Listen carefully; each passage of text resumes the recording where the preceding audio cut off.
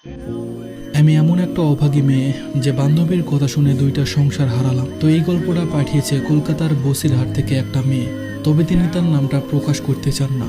আসসালামু আলাইকুম ভাইয়া, কেমন আছেন? আশা করি আল্লাহর রহমতে ভালো আছেন। আমার জীবনের একটা গল্প আপনার কাছে শেয়ার করছি, আশা করি আপনি সবার কাছে শেয়ার করবেন।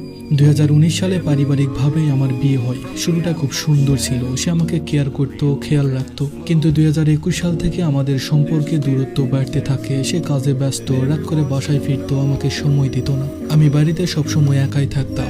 ঝগড়া, অভিমান, নীরবতা, এই একাকিত্বই আমাকে ভুল পথে নিয়ে যায়। আমি বিবাহিত অবস্থায় একটা অবিবাহিত ছেলের সাথে সম্পর্কে জড়িয়ে পড়ি।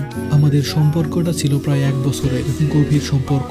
তবুও আমার ভেতরে ভেতরে অপরাধবোধ কাজ করত, কারণ আমার স্বামী কখনো আমাকে ঠকায়নি।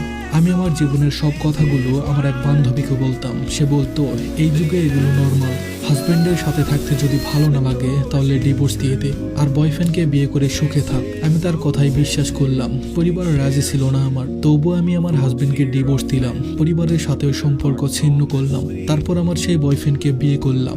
কিন্তু বিয়ের 4 মাসের মাথায় আমি বুঝতে পারলাম ভালোবাসার তার আসল চরিত্র এক জিনিস না। সে আমাকে মারধর করত, অপমান করত। আমি 1 মাসের গর্ভবতী ছিলাম তখন। যে মানুষটা আমাকে ভালোবাসে ভেবেছিলাম, সেই আমার গায়ে হাত তুলতো প্রতিনিয়ত। আর যাকে ছেড়ে এসেছিলাম সে কখনো আমাকে আঘাত করেনি। আবারও সেই বান্ধবী বলল, ডিভোর্স দাও। আজ আমি 2টা সংসার হারানো এক নারী, এর মাঝে গর্ভবতী। বান্ধবী একটা চাকরির ব্যবস্থা করে দিল। গার্মেন্টসে 10 ঘন্টা ডিউটি করতে হয়। আমি অসুস্থ, পরিবার নেই, স্বামী নেই সেই বান্ধবীও। সে আর এখন আমাকে ফোন দেয় না, আমার সাথে কোনো যোগাযোগ করে না। আজ আমি বুঝি, বন্ধু সবসময় শুভাকাঙ্ক্ষী হয় না। কারো কথায় নিজের সংসার ভাঙা উচিত নয়। এক মুহূর্তের অভিমান, একটা ভুল সিদ্ধান্ত জীবন পাল্টে দিতে পারে। আমি ভুল করেছি, হ্যাঁ আমি স্বীকার করছি, কিন্তু আজ আমার হাতে আর কিছু নেই। যারা আমার গল্পটা শুনছেন, দয়া করে নিজের সংসারের সিদ্ধান্ত নিজে নিন।